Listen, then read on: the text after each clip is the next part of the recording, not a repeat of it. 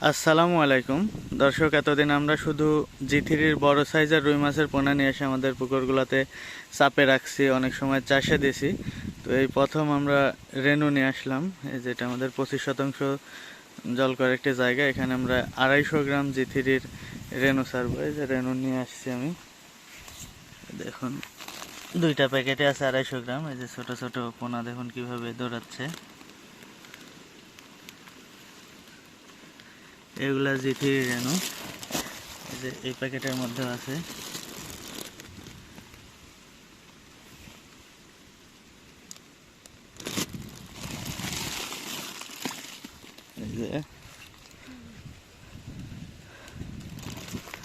তো এই প্রথম আমরা দিচ্ছি, এর আগে আসলে এভাবে রেনু কখনো চাষ করিনি। আমরা শিং মাছের রেনু একবার দিছিলাম নিয়ে এসে, আমরা আসলে সেটা টিকাতে পারিনি অনেক দূর থেকে পরিবহন করে নিয়ে আসার কারণে।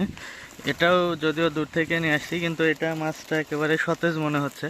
কিন্তু আমরা যখন জি3 রেনু নিয়ে আসছিলাম তখন আমাদের কাছে সতেজ মনে হয়নি।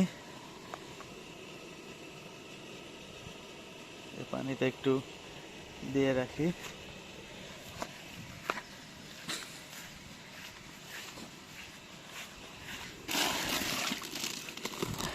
একেবারে সবগুলাই তাজা ফ্রেশ মাছ।